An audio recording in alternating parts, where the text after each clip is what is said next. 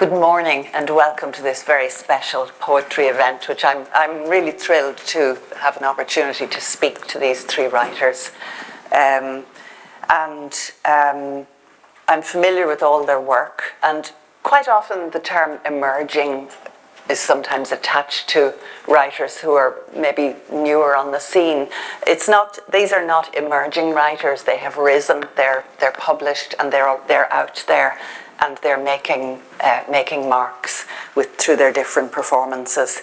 But I thought first of all we'd have a chat and maybe a few questions, bounce them around, and then we can each read.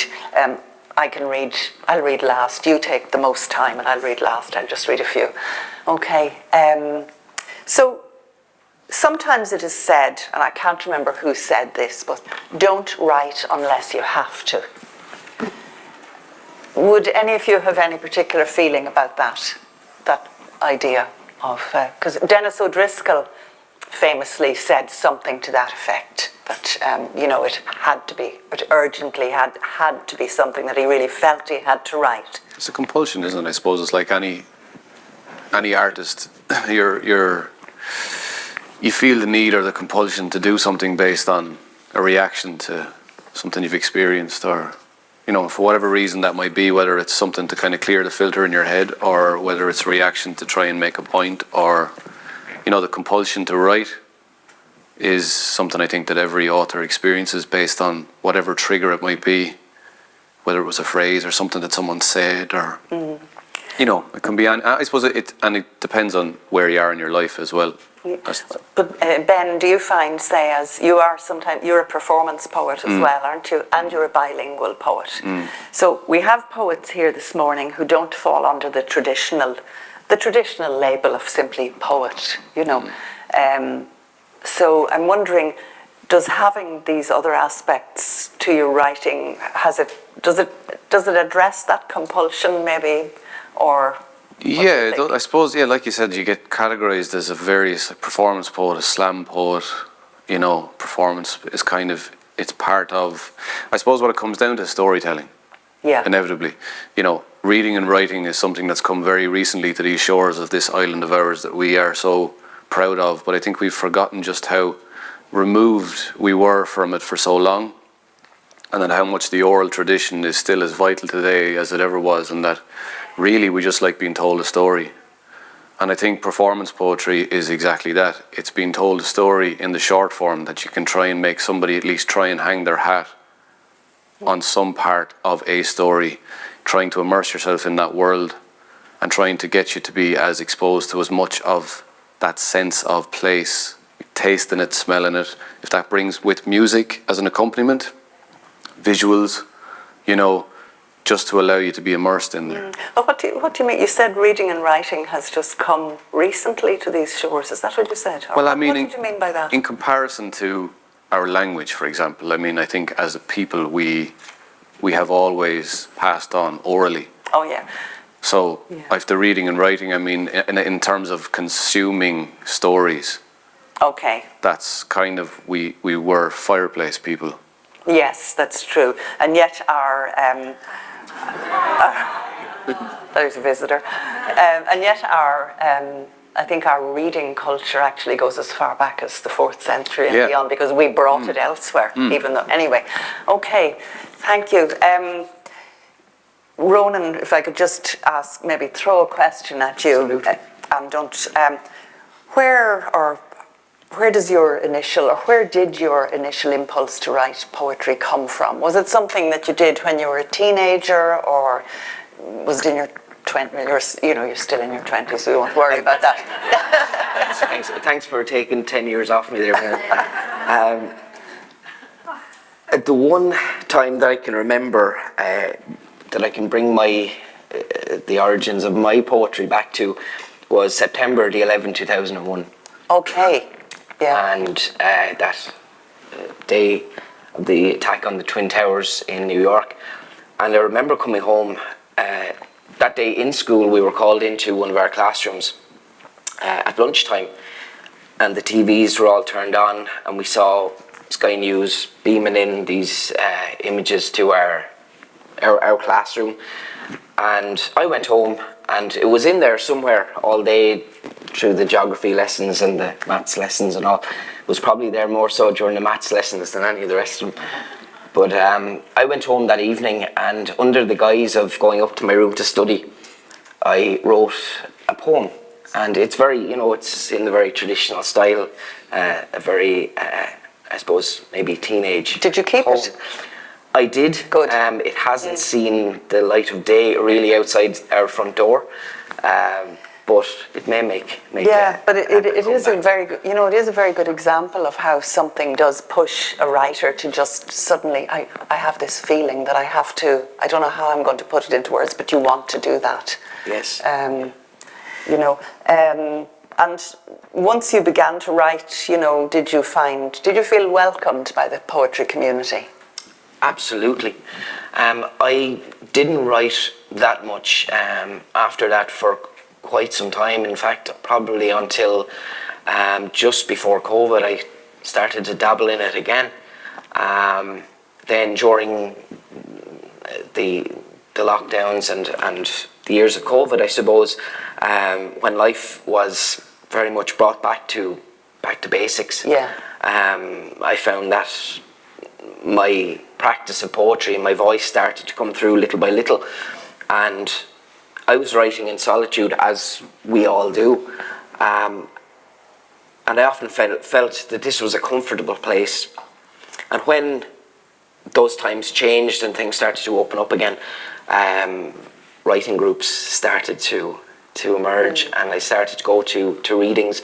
This opened up a whole new world to me, and by which time it was too late to go back. Yeah, there was no you had escape. been born. Yeah. Thank you. Yeah. Thank you for that, Ronan. And Rosamund, I can't hear that name without thinking of, I think it's Schubert, I'm not sure, so it's just That's what such a I'm named beautiful after. name. Oh, really? Really? Anyway, I was just thinking about your work and the range of it, and you've had tremendous success and recognition. The world of poetry is changing radically around us now, because it's not just on the page, or it's not just recited, but there's performance poetry, rap poetry, and I don't think it's niche, but some people call queer poetry niche. It's not niche, but that's, yourself. And whereas the more established poets in previous decades had an arguably easier standardized way, well, depending on where you were positioned in life, to write. But if you didn't fall within that standard, it may have been more difficult. So how do you feel you fit in the current picture, and what, if any, difficulties have you encountered, or is it something you're very comfortable with? You're in some major anthologies, such as Queering the Green, for example, which is one that is an anthology that will last. Could you just talk to me about your experience, or to us? Yeah, I think that poetry does feel very innovative at the moment, and I think it feels very alive. I think there probably was a period in Ireland where a very particular kind of person would be a poet. And What kind of person? well, if you look at some of the major names, you would usually see men, often from a kind of rural middle class background. And even if you're an urban poet, never mind anything else, you can feel a little bit put aside from the kind of Irish lyric tradition.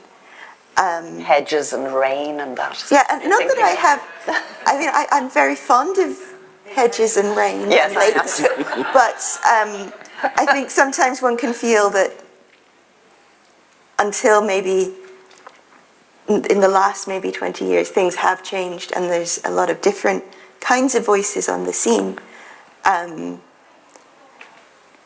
I think that kind of, obviously we're influenced by the wider world of poetry as well, and I think that it is a very innovative place at the moment, and a lot of different people from different backgrounds are getting their voices into the world, so it feels very very alive, I think.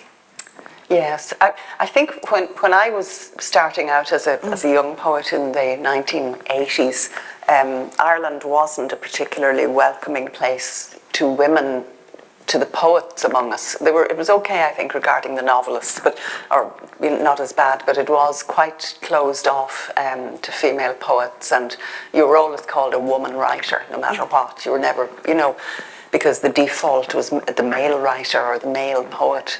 And so it wasn't always, you weren't always made to feel comfortable. And for me now, observing, whether I'm right or wrong, I feel there is a greater welcome to writers and a recognition that it is perfectly okay to have an aspiration. Why shouldn't we aspire to be the best we can in our chosen area? That's how it looks to me, and I think that's great. But I don't know. Do you find, say, the older generation, any of you, of writers, do they make room? I feel I've been very lucky with certainly poets who are more experienced than me, who have been very kind in taking an interest in my work and acting as kind of guides at times.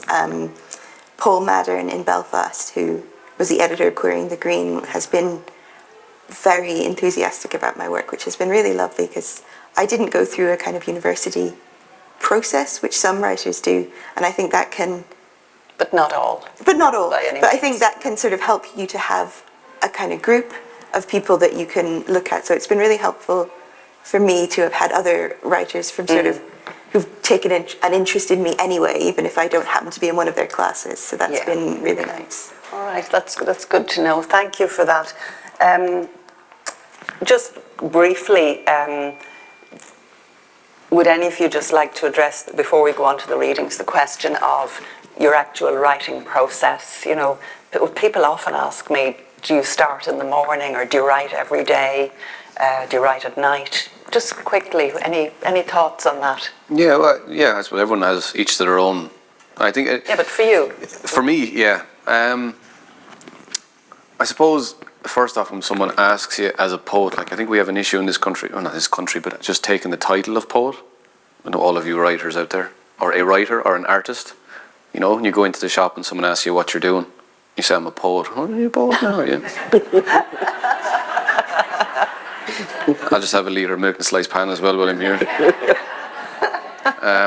And I think it's a lot, that kind of conversation of having a community of acceptance, like what you're speaking about.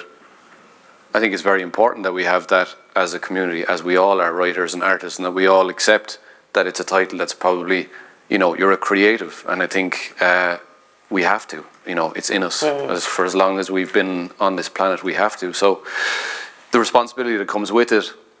And then when someone asks you about your process, I think it all kind of comes down to the triggers on the day, and like for me, I rarely come back to the written page. I have a little bureau, I have a little 1930s bureau that I salvaged from a house, because before then I always ended up rambling on the road or sitting by a river trying to write something, or in my car to get away from the kids. But I'd sit down at this bureau and I'll write something and I'll just throw it out whatever way it comes, and that's it, and it's there on the page. And then I'll leave it, and that'll be that, with a cup of tea or whatever. And then I'll record it. So when I have a little setup at home, I record it and I listen back to it, and I listen back to it again, and I might do a little bit more on the writing side of things. From then on, it's all ear. So that's just from me. Poetry for the page, poetry for the stage. Like you said, there's all these types of, but that's just how it comes, and that's, and usually late at night when little ears have gone to bed. You can work. Yeah, I try to anyway. Yeah. Years ago, I remember I met a woman in my home county, which was Monaghan, and she asked me what was I doing, and I said, I just won a poetry competition recently. And she said, what? You won a poultry competition? And she didn't know you were interested in poultry. So I don't often say I'm a poet, really, unless I'm in circles where I feel, I just don't. It's hard to explain. Anyway, will we proceed with the readings? And would you like to read first, Rosamund? Or, Sure, yeah. And, we've about 12 minutes max. Thank you. You're mic'd already. Yeah. I am. You can stand or sit, whichever you wish. Well, they asked me to sit, so I'm going to try that. All right. It's not quite usual for me to sit, but it's a very comfortable chair, so I'll do my best. I feel very relaxed. Well, thanks so much to everyone for coming. It's really lovely to see everyone here and to have such an engaged audience. And thanks to Right by the Sea Festival for having me. It's very lovely to be in Wexford. So I'll read a couple of poems from my collection In Her Jaws, and then I might read one or two newer pieces. So this collection begins with a quote from a brilliant novel by Sylvia Townsend Warner, Lolly Willows. And in that novel, Warner says, "That's why we become witches, to show our scorn for pretending life's a safe business, to satisfy our passion for adventure." And I think the core of this book is about that question, what it means to be other, why we become witches, why we become outside of ordinary life. And it's also an exploration of life never really being a safe place. Being alive means to be vulnerable.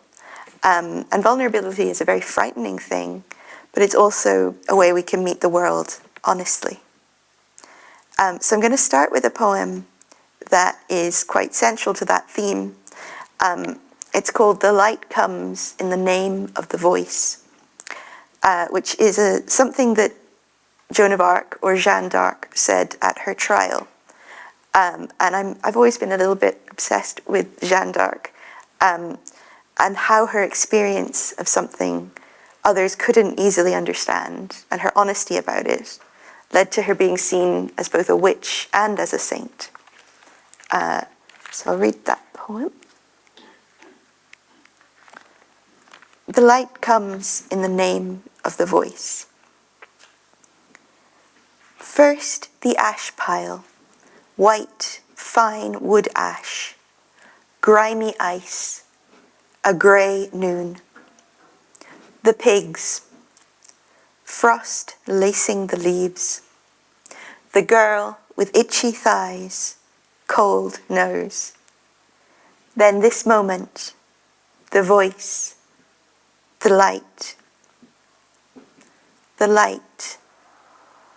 It did not flow like a shaft of sunlight, muted in water. It wasn't like snow at dawn, the white flecks on a fox's tail as it scrambles in snow ferns. Nor like the flash of a stoat at dusk, overcoming a rabbit bigger than itself, though, like the stoat, it held everything in its jaws. It wasn't even like moonlight, being 13, warm in a moonlit room, moon so full and bright it lies in long white beams, white shadows on the skin, skin melting into shadows as though there is no longer any space between self and moon. The light was only like itself, just as she was only Jeanne. Her breath a shape in the frost. Then the light, the voice, always now, wordless and complete. She was questioned. At her trial, they asked, "Where does your voice come from? Do you hear it like you hear my voice? When do you hear it? Do you hear it now? Does it echo?" She could not answer. There were no answers, as there had been no songs, no angels, no shadows. Only light, the girl transformed by light. After the trial, it seemed to her that the light had always been full of the smell of herself burning, her bursting lungs, her fried skin. The questions already licked her arms. Behind the voice, her white ashes. And somewhere she still knelt by the pigsty, hands tense as if searching for a sword.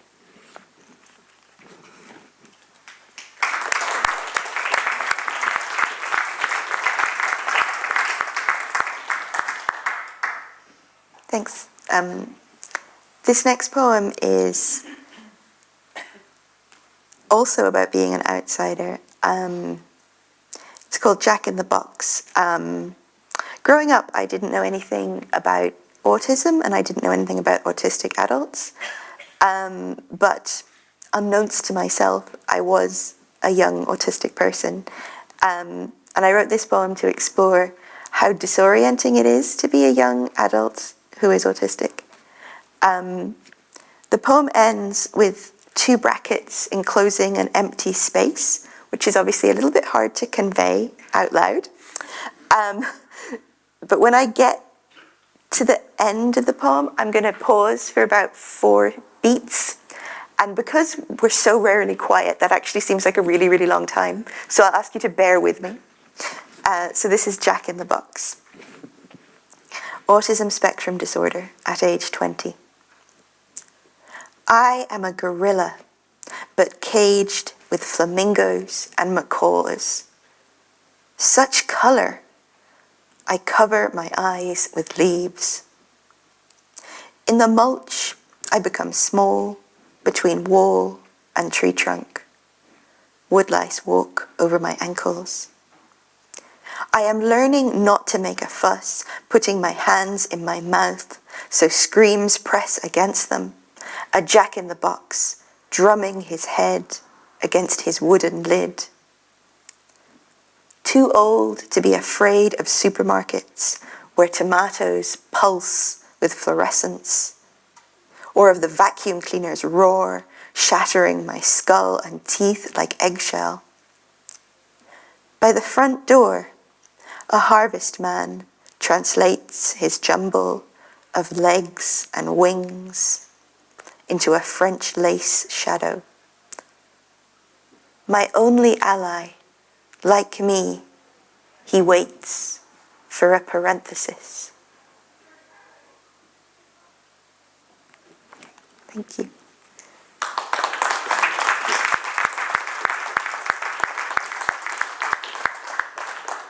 Don't mind me if I'm clock watching.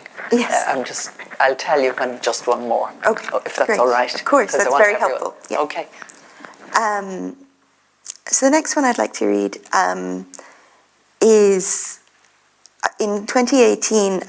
When my wife got Irish citizenship, and I was lucky enough to be a guest at the Irish citizenship ceremony, which was in Killarney. And we were kind of annoyed because there's ceremonies in Dublin and in Killarney, and we were kind of like, well, we live in Dublin, and they sent us to Killarney for the ceremony.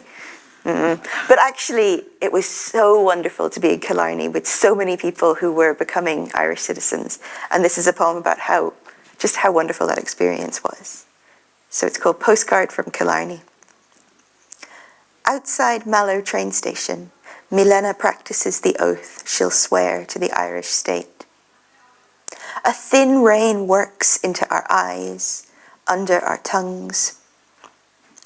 Around us, languages overlap. Urdu, Cantonese, Arabic, Czech. On the bus to Killarney, we crowd 3 to a row.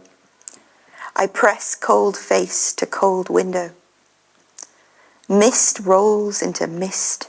Brown valleys whisper past us, hushed in leafless birches. Milena grips my hand. At the convention centre, queues coil back and forth through the car park. Water sloshes inside my boots. I'm tempted to join the Romanian family, nestling under 5 umbrellas.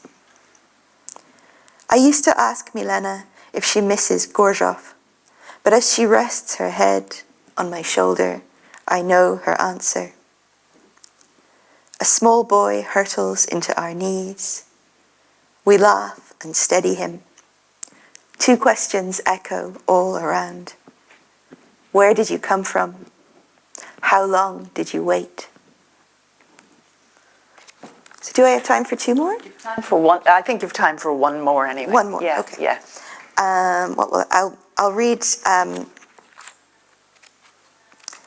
a poem to my wife, who is not here today, but always appreciates this poem.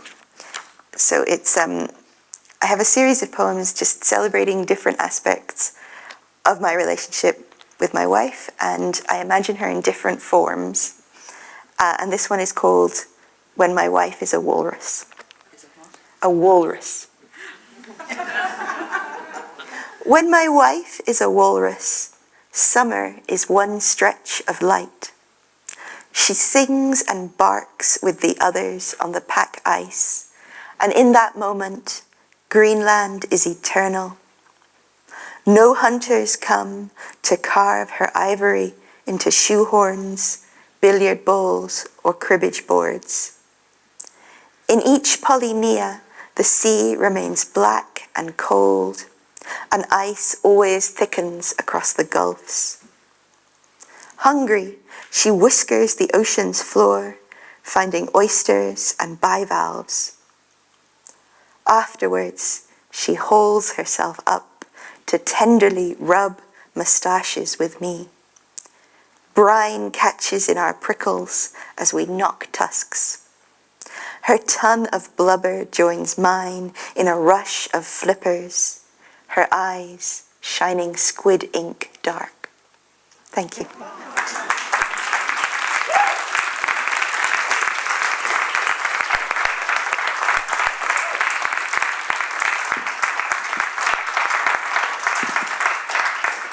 Rosamund, what an absolute pleasure and privilege to hear your work. It is just, you're gifted with imagination. You know, best of luck now as things carry on. Thank you. I'm going to save the fine Wexford poet to the end. Ben, would you like to go next? You're probably a Wexford. Don't know how I feel about that. No, that's not what I meant. I'm not Wexford actually, I'm Kilkenny. That's all right. Well, then you can definitely go next. Off you go. Off you go. Leave them off. Folly that, they say. That was beautiful. Yeah. Stunning. I don't know how I feel about following it, but anyway. Yeah. I'll give you two, because I tend to chat a bit in between, and I don't want to... It's all right. You've 10 minutes or so. That'll do. I'll give you one in English and one in Irish. I'll start off with the first one. At the moment, you're all so quiet. I'm touring around with a show called Lifting the Gate, and it initially kind of stemmed from that feeling, you know, when you're walking out in the countryside or whatever, any field worth entering, you always have to lift the gate to get into it. Do you know what I mean? Yeah. And I realised, you know, in my life that I had met so many fascinating people that I hadn't given enough time to. You know, some people had moulded me, I suppose, as a person, and then others kind of glancing conversations. And all the more so sitting here, I have to say, in Kilmore Quay is a very special thing, because I spent so much of my childhood in this town on holidays. So much of it, like weeks and weeks and weeks on end. And I see so many shadows walking the streets around here, people who are still with us and people who are gone. And it's a very special place. So for me to be sitting here, it's quite the experience. Because I wouldn't have told my 8-year-old self, who was writing, that he would be sitting here. And I always found the conversations in shops fascinating, from as long as I can remember looking up at a shop counter, being totally obsessed with the little turns of phrases and the way people would talk about loved ones. And I heard one man ask a friend of his one day when I was really young a question about his brother who was long gone. And he said, "How long is he in the heart now?" I just thought that was a beautiful phrase. How long is he in the heart now? And we have such a gift. We speak English incorrectly.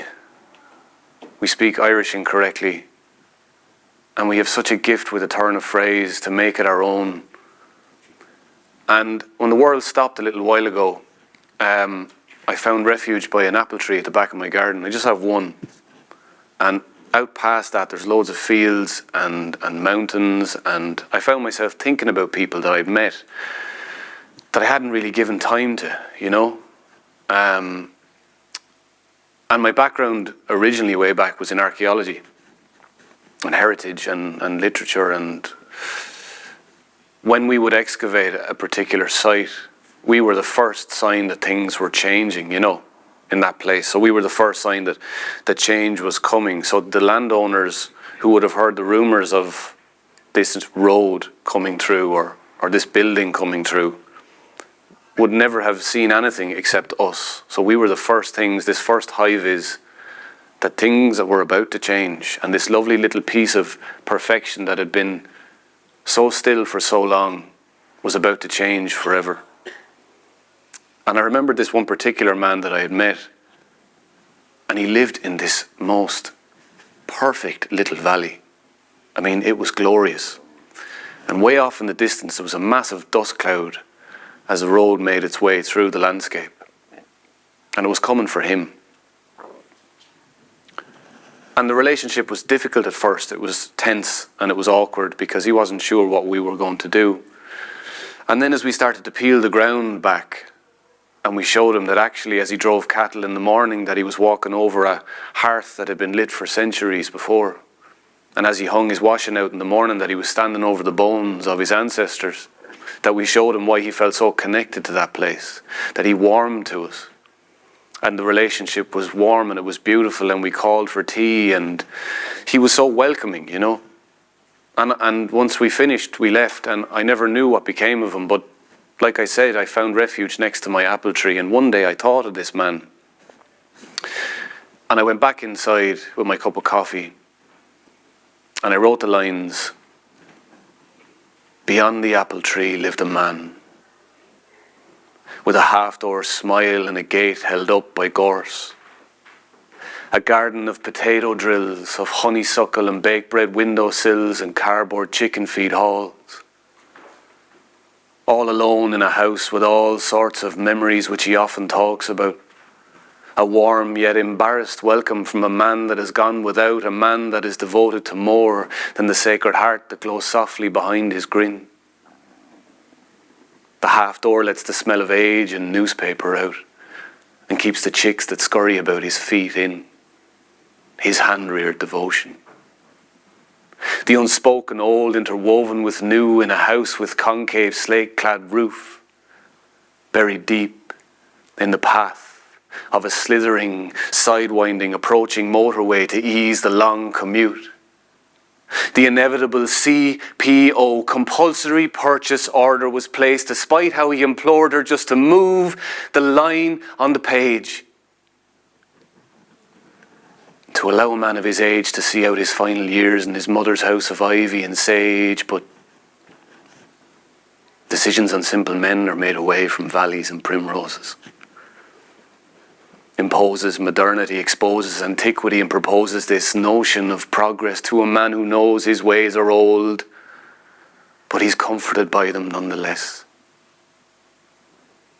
I was stuck one day for the strike of a match to light a tea-time gas ring, and knowing my need and arriving up to the smiling half door, he popped out with a rusted tin wrapped in string. And he proceeded then to uncover the finest matchboxes that would force envy on any curator. Damp boxes from mid-century to modern, adorned with ducks in a row, landed ladies and finely dressed waiters. And he struck each in turn, hoping for a spark, until a box offered the spark to bring a blast of bright to the dark. "They'll do you," he said, in his own nodding way. And but for the want of milky tea, I wanted to stay and talk about the day that he cycled to the All-Ireland, but he didn't know if he was up to it this year. But his sister was kind enough to volunteer a place at her Christmas table, and he would go if he felt he was able. I fear now there's more than county bounds between him and me, but I'll sit here and think of him beyond my apple tree.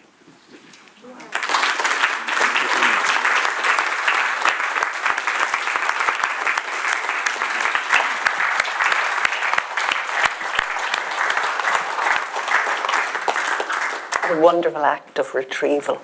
Yeah. It's really important to do that. Have another one?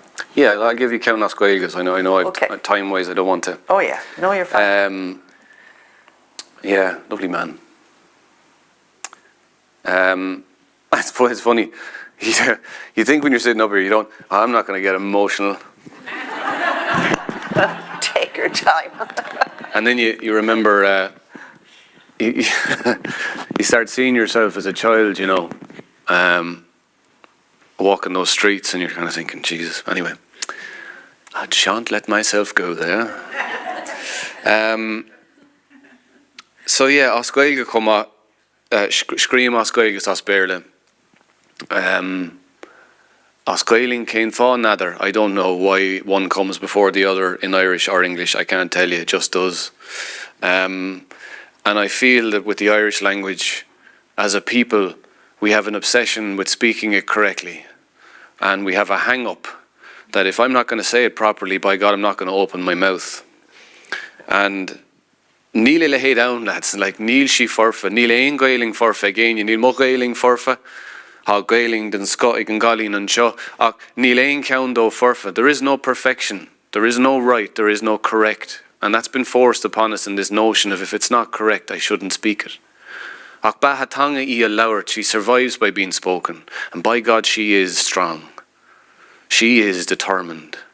She has been here for centuries and she's been pushed to every corner of our island, but yet she still stays here. And I find that the Irish allows us to understand our place in the way in which we describe things. I mean, all you need to do is look at how we name things in Irish. And we have an obsession with translation. You know? I've performed Irish poetry all over, wherever, and the only place that looks for translation is Ireland. That's the truth. It's the only place. What is the obsession we have with translation? You know, you introduce someone, like my son, Mac Caoilte, Sinan Tanamata, my son's name, Mac Caoilte. I introduce him, he's Carul. It's lovely, what's that in English? Doesn't have one. Or something as simple as my other son, Ultan. I bring him in to get a cake made. The computer doesn't put fathers. Can I call him Ultan? No. Ultan, that's his name. It's not Ultan. So we have this kind of obsession of it has to be so, but it doesn't. So Hamará live iligan seo, chuile duine tá sios mo chóir an seo, Lowry. Whatever you have, speak it. Even if it's Guramagat or Slán. If you have nothing at all, just listen. The intention is there. You can feel the words. If you're on this island, it's part of you. Regardless of how you manage to end up on these shores, it's part of you. And my wife has Irish. So ha gailing agil Somala. And a very quick story before, because I know. When I first met my wife, I was 14. She didn't know. She was walking home from school. So Vishi Golawala, August Vimisha Golawala Mehain, I was going home too, and she was walking past me every day. I was waiting. She lived in town, as we call Nirmsamuffwin too. I lived out in the countryside. She walked past me every day. This thing of beauty. And I was standing there just admiring, thinking, no. This lanky, greasy-haired. Huh? Greasy-haired. The spotlight, the bald man's enemy. But when she was going home, you know, I'd admire and I'd never say anything, but vi cara lamauni ganaum, and my friend said to me, look, I'll introduce you, and I was thinking, God almighty, don't. And vi mar golga kosher lekele, we were going to a party, and my friend was going, he knew her from a club or something, and he decided to introduce us. I was probably about 14 or 15 at the time, and he introduced us, and we spoke for an hour about everything. We had things in common. She liked REM too. And loss on Rudshaw unum an Láshin, something just, you know that feeling? If you're lucky enough to feel it once in your life, just. And Laurimer Fagna Hiha, and then the night finished. But it is, to this day, one of my fondest memories. Now, we didn't get together for many, many years after. We've been together since we were 18, so it's been 4 years after. She came to me. Begging. It's true.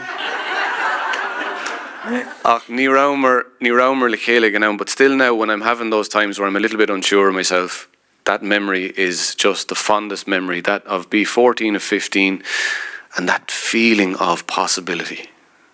It's just glorious.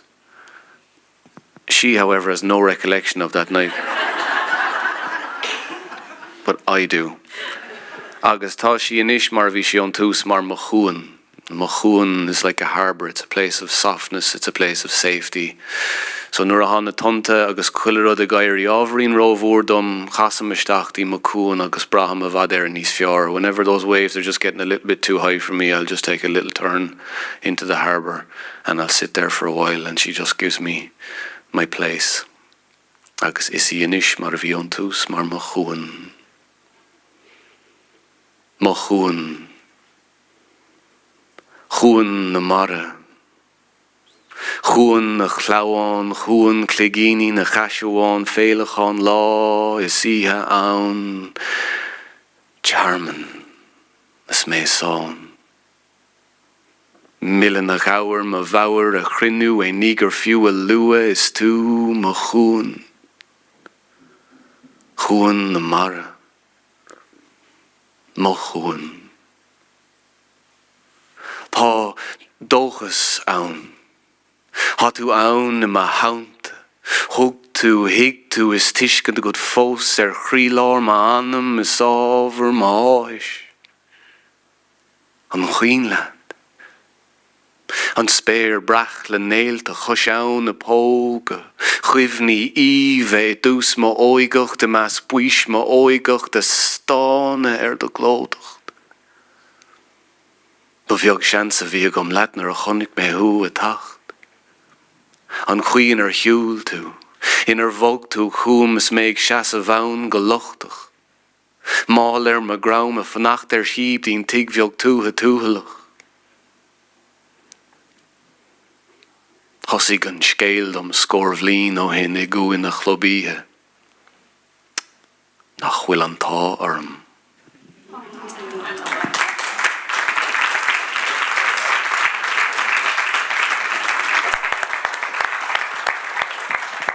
Gurmagad.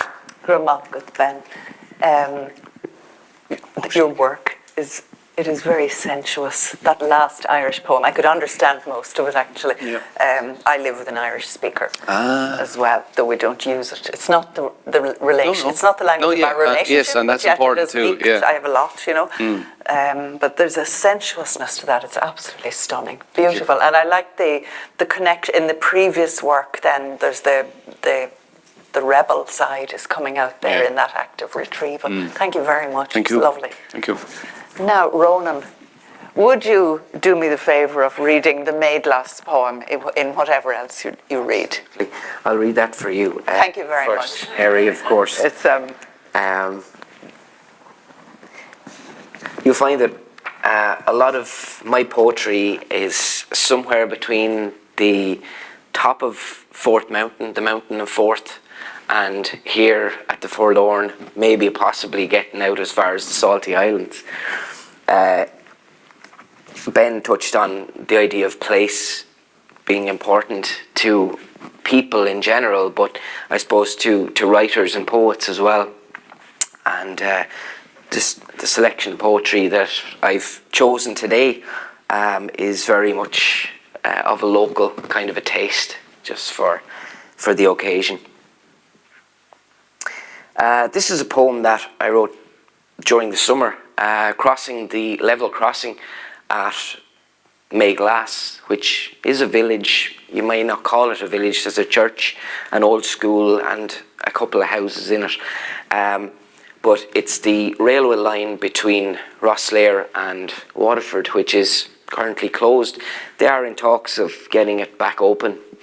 But I was crossing it coming back from Ballycogley one day. And something just made me stop on the level crossing itself and look left and look right, look east and look west. And I thought, wow, you know, the weeds were that high, and I had just trimmed the ditch at home, and I said, there's absolutely no chance now I'm going to bring down the strimmer and start strimming again, but it just looked so desolate. And I thought of all the lives that had gone on the railway track, you know, Waterford to Rosslare and back and forth. And it just made me think, that's something that I like to think about when writing a poem. Space, where things happened, an old building, you know, places that are now vacant, the stories that they may offer. Level crossing at Mayglass. Some of these days I'll walk west from here, along this defunct railway track.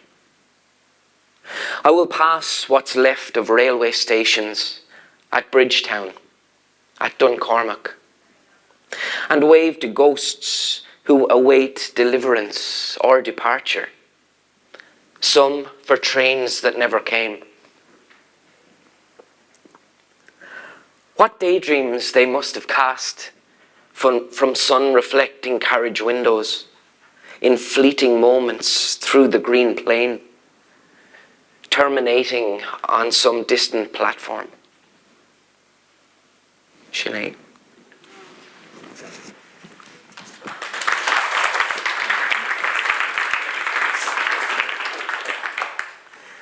I'm going to go back for my next poem back to the summer of 2020, late July.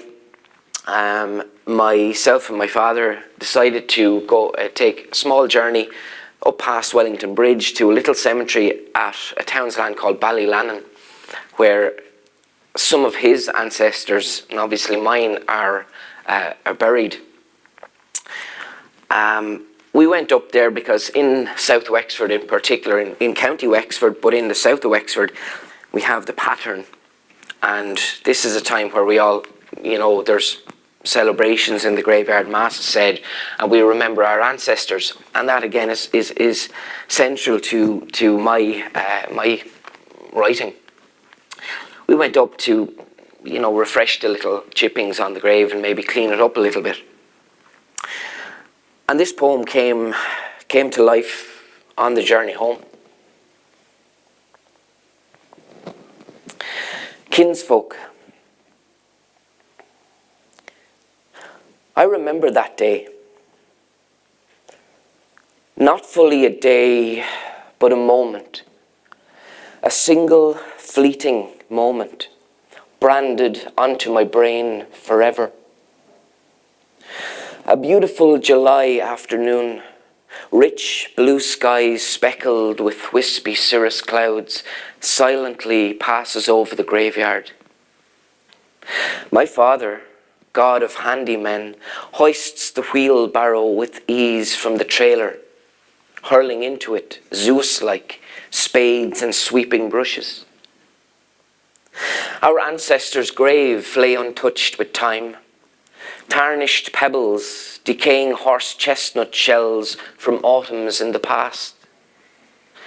Let's not wake the dead, he says, as we shovel and shift long yards of stone and soil from where new feral life was springing.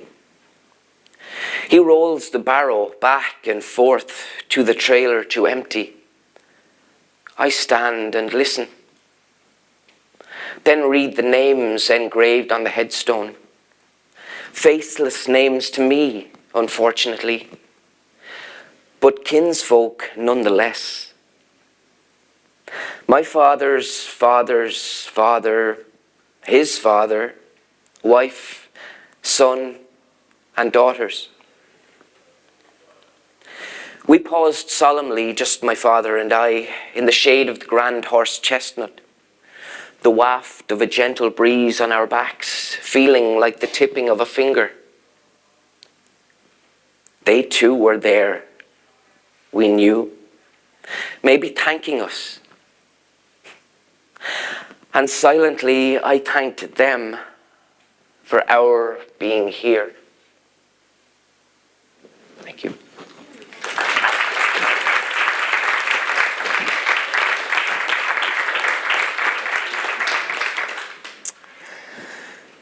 Again, the next one has its influence from the beautiful Johnstown Castle, which I had the pleasure of growing up near, collecting conkers around this time of year as well.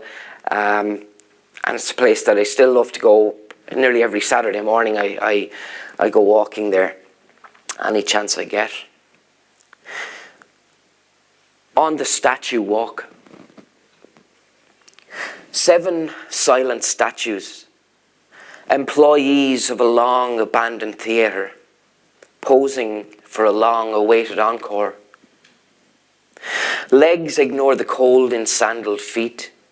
Stole and tunics of the finest stone adorn their sculpted torsos. Not the fashion in these parts. Blow-ins, I suspect, deflecting their gazes from the castle lake, as a hound who won't eye to eye its master, subserviently minding their introverted business. Some indifferent to a missing upper limb. A male with chiseled noble jawline, an amputee, stands and stares bemusedly away at grass beyond the walk, where once his muscled forearm shone. 3 impish babes unfazed by my passing here. One, clearly the most clad, tips a water urn of stone. His siblings' faces seem to crack a smile when water from a winter shower slowly trickles from the spout. A contemplative female stands still upon her plinth, a stone wreath held suggestively between right arm and hip. A goddess of the harvest, I presume, her right hand brandishing a sheaf of freshly sickled wheat, or possibly a lighting torch. Too hard to tell. Could she be 1/6 a Vestal Virgin?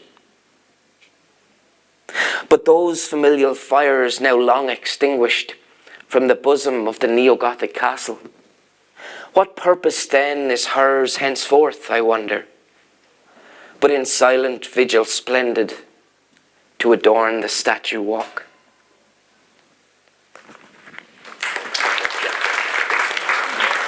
Just one more short one, yeah? Perfect. I'm going to finish off just with this one. It's quite short. This was written in May of this year, following the Darkness into Light walk in aid of Pieta House. A cousin of mine organised a walk here on Ballateague Borough. We met at 4:15 in the morning, and this was written in the car sometime at about 6:30, freezing cold, waiting for Mace to open down in the quay for a coffee. Decay. We are undefined in darkness, human shapes searching for connection. Who have I? He says. Your cousin, I assure, an hour before the dawn. The absence of light synchronizes us, strangers and kin. We leave the trailhead for the shelter of sand dunes, where ice melts, talk pours. We make a drum of the marram grass path with our feet, a tribal beat rising from bedrock. We will come back the beach, and in the softness of sand, leave a love note of footprints for whom we dedicate the morning. Soon we will return to the safety of the quay. Soon too, light will return. And to each other, open up entirely. Thank you very much.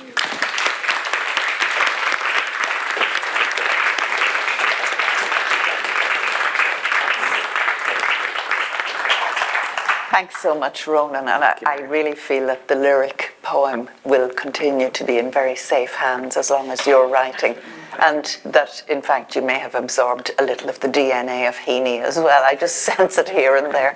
Thank you very much. Thank you. I'm just going to finish off. I've time maybe to read 3 of my own poems, 2 maybe. We'll see how it goes. From this new book, Outsiders Always. It's a chapbook of 21 poems. And it was launched here last night. I'm going to read A man buys flowers on Grafton Street, and then another one. We'll see. A man buys flowers on Grafton Street.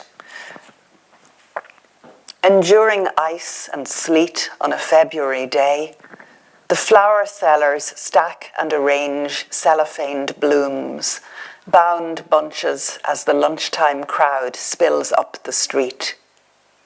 Their accents are scarlet blades, their hands old roses. Violet Carson, Queen Elizabeth, Cher Henri, petaling from fingerless mittens. A man stops, casually nods towards daffodils in buckets. One of the sellers, cigarette jammed, points at Garden of Eden, new in from Kenya. He sees the flush of purple and yellow, firm stamens in the eye, at the eye of the bloom. She like them, old Dublin confidence. When he hesitates, she lowers her voice as if in private. Sure, can't you smell it? He reaches towards the flowers, pays quickly. Now, waves of a fleshly scent penetrate the fibres of jacket, shirt, cotton vest, through to his skin. He hardens. It's all right. I'll read the flaggy shore, not the shaggy shore. The flaggy shore. Now this is one in which I remembered Seamus Heaney because I knew the poem, but I'd never been to the flaggy shore until last autumn. And this is what I found. So, you pull in on a September morning, making time to ease the journey east. Watch 3 women in the white-ringed shallows. Their plangent murmurs rise above a bay where light and water drift to the horizon, uncontested by wind. The sandpipers mewling Morse, knotted wrack, the ochre sanded cliffs. At first, your mind still tilts at memory of an evening things came loose, a dire subaqueous rubble. But now you find your shoreline, untroubled, wild, and in between. Softly, this place captures tight and clean. You wade into the slate and white, in no time striking off and out to cross the bay. And the final poem I'm reading is called Vectors in Kabul, and it was runner-up in this year's Fish International competition, which I was really pleased about. I read an article in one of the English newspapers, weekend ones, last year, and it was about how girls in Kabul, of course, as you know, there are restrictions on their education and they're not getting much at all, if any. So some teachers and girls have set up secret schools so that they can study maths, which was a particular group's interest. So there's a lot of math talk in this, which, I found it hard to understand myself once I began to investigate it, but I checked it out with 2 maths teachers and I believe it's okay. Vectors in Kabul. The secret schools have turned to algebra, a language for resistance. Group theory, theory of rings, field theory, manifolds, and vector spaces. Multiplication of a vector with a scalar. A girl is a vector, but the rulers add to her silence, then multiply by early marriage. Her eggs are also vectors, sold to the nearest male, his beard trailing her throat as he grunts, 1, 2, 3, pause, 1, 2, 3, pause, 1, 2, 3, and a theory of multiplication occurs. In secret schools, the possibility of this vector may be undone. Scheme theoretically, girls discover how a manifold is a locally ringed space whose structure sheaf, isomorphic to the sheaf of continuous or differentiable or complex analytic functions on Euclidean space. Inspectors arrive, but the girls slip like ferrets to the musty room at the back of the building, a bucket of water between them, another for nature's call. They memorize symbolic differences between finite and infinite dimensional vector space. Understand too well that if V is the vector space of infinite sequences, x1, x2, x3, and if VV is infinite dimensional, then there are linear transformations, TV to VT, V to V, one to one but not onto, meaning their kernels are trivial but their images not entire. Entirety is the aim, to emerge whole. The vector space and curve of female mind cancels words, canings, what grinds away their algebraic dreams. The secret schools continue. Girls seek space on the hypotenuse as it probes from the tight corner of the perpendiculum. They stretch and cut according to need. The Fibonacci spirals within their ears, calculating numbers and symbols as they listen, learn. Thank you very much. And